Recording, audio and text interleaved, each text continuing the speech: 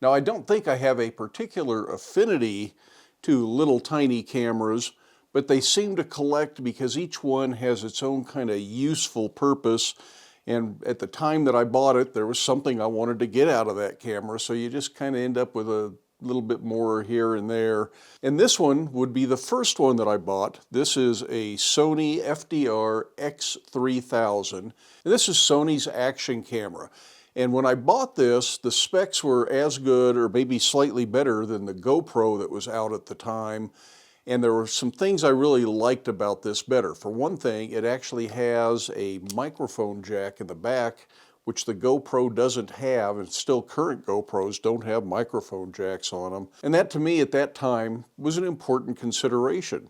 I also just kind of like the form factor because it's more camera shaped and it makes sense and it's easier to set up and aim, and it has a 1/4 screw in the bottom, so you don't need all the fancy adapters the GoPro have. And I still like this camera, but Sony hasn't done anything to update it in the 2 or 3 years that I've had this camera.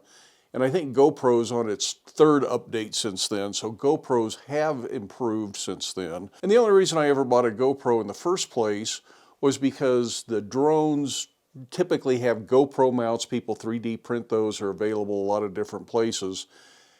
And they don't have mounts for this kind of a camera. I'd have to do my own 3D printing, and I don't want to own a 3D printer. I don't want to get into that. So this one won't fly on the drone. This one will, and that's the main reason I bought it. And I use it for some other things. There are some advantages to the GoPro. This little blocky thing is easy to set in places, put up on a shelf. Or the other day I put it down inside the engine compartment as I opened the hood of the car to hook up the jumper cables and things like that. A GoPro could be really useful for. I don't use it as a vlogging camera or something like that, even though you could. And you can get microphone adapters for the GoPro, so you can adapt a microphone to it. And both of these cameras have built-in Wi-Fi, so they both will transmit to your cell phone so that you can either control the settings on your cell phone or view the footage on the cell phone, or use the cell phone as a remote monitor. So if you set this up someplace, like sometimes I'll set this up in the car, and it has a windshield mount, and I use the cell phone then to turn it on and off so I don't have to try to fumble with the buttons, and it's a lot easier to control with the cell phone. And you can see what this is seeing. This does not have any kind of a screen on it, and the GoPros now do. The early GoPros I don't think did, but this GoPro does. This is a GoPro Hero 7 Black. GoPro is now up to the Hero 9, and the Hero 8 I didn't like because it didn't have a replaceable front lens. If you scratch that when you crash your drone, you were just out of luck. The Hero 7 had a replaceable lens, so even though the 8 was out when I bought this, I bought the 7 instead, and now the Hero 9 is back to that. Plus it has a little front screen, so if you are using it this way, you can see if you're in the frame. So GoPros are getting better, but I'm not sure I see me running out to buy the latest, greatest GoPro.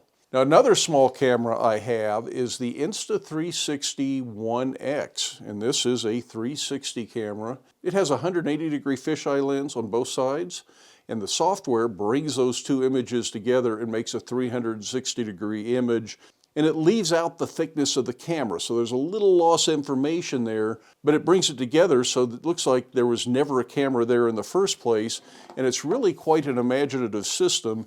Can get some really cool shots. Not the most practical in every case, but for riding the trike or something like that, I think it's really useful.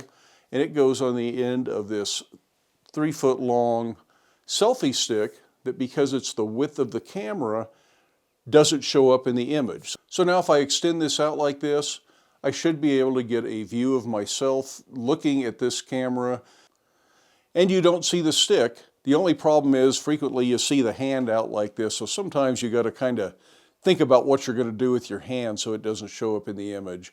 This can be a lot of fun. It's a little bit more of a novelty. I don't know that it too often has a practical use, although the practical side of it is the fact that it is capturing everything. It has a 360-degree view of what's going on right now, and in editing, I can pick and choose what I want to look at.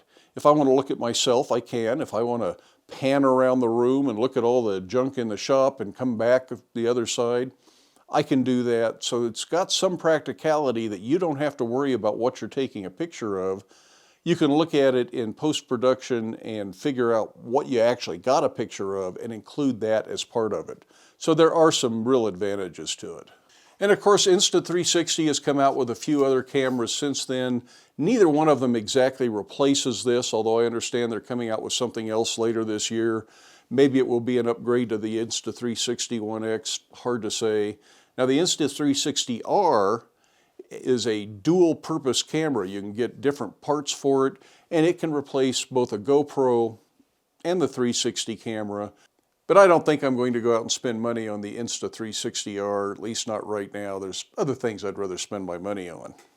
Now a fourth camera that I have is this DJI Osmo Pocket. And this is a little gimbal camera. I don't know if you can see that or not, but it's got a little gimbal on there. And it makes up for a lot of movement. And again, for riding the trikes and doing videos on the trikes, this is a wonderful little camera. And right now I've got it set up with this little wheel on here that allows me to raise and lower the gimbal head a little bit. So that's kind of nice.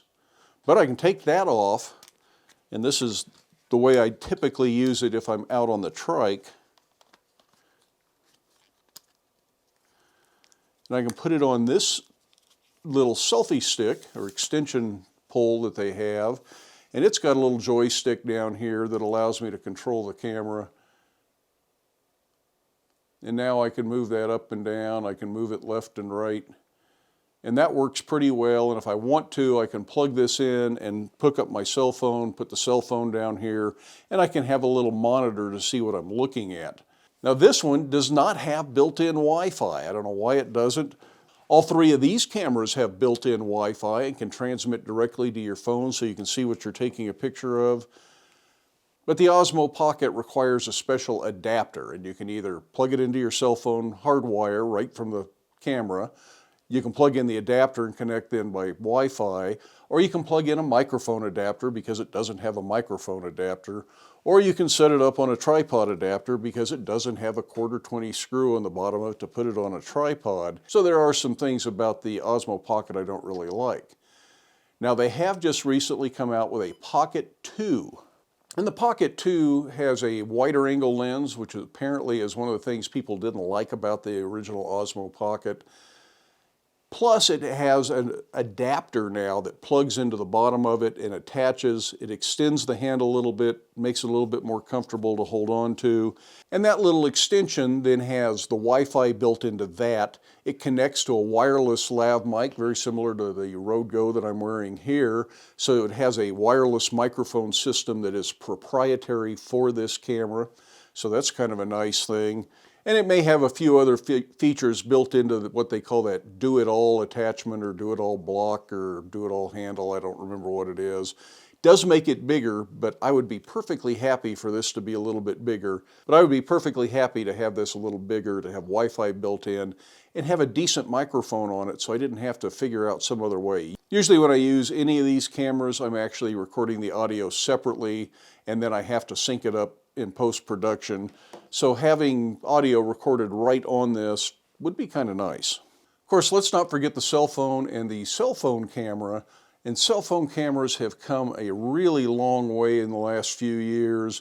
They take some very good pictures, very good video. Even the audio is getting better on the cell phone cameras. This one's got 3 different lenses. It's got a wide angle, a regular, and a 2x telephoto. One of the biggest advantages to the cell phone is most of us always have this with us. It slips in our pocket, we can take it anywhere we want to go, and we don't have to worry about all these other cameras. For the most part, the cell phone does everything these other cameras do. It does not have the gimbal that this camera has, but you can buy gimbals for a cell phone, although once you start adding a gimbal to it, it quits being a handy little thing in your pocket. Nor will it do a 360 shot. But again, this is sort of a novelty and not something you need all the time. And the only disadvantage it has over the action cameras is that it isn't as abusable. These things are meant to be knocked around. They're meant to get a little bit wet. Depending on what kind of a housing and mount you have, you can do all sorts of things with the action cameras. But for most of what I'm doing, the cell phone might be the ideal little camera, and I am going to use it more. As a matter of fact, As a matter of fact, if you saw the recent snow day video where we took the Cushman Trackster out, the video inside the Trackster while we were driving down the road was taken with the cell phone, handheld by Janet.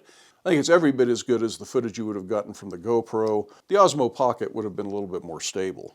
For the most part, these are cameras that I use for something other than my main videos in the shop. I'm certainly not recording on any of these right now. I'm using a regular camera, a regular lens to record this video. The videos I do in the shop are almost always done on regular cameras, although I will use this sometimes to sneak in behind the hydraulic press or the power hammer or something like that to get a close-up kind of dramatic shot of those things, and they come in quite handy for that. But mostly they are good for going out and riding the trike or flying the drone or taking on a hike or something like that. So they're very useful cameras, but not necessarily the end-all be-all in camera technology. And while I'm not looking to replace any of these cameras, I'm sure one of these days there will be a new version or something that I'll be awfully tempted by. Like the new Pocket 2, I might be tempted to buy one of these days, but not anytime soon. That's all I've got for now. I hope you have time in your day to get out, learn something new, do something fun, but one way or the other, we'll see you for the next video.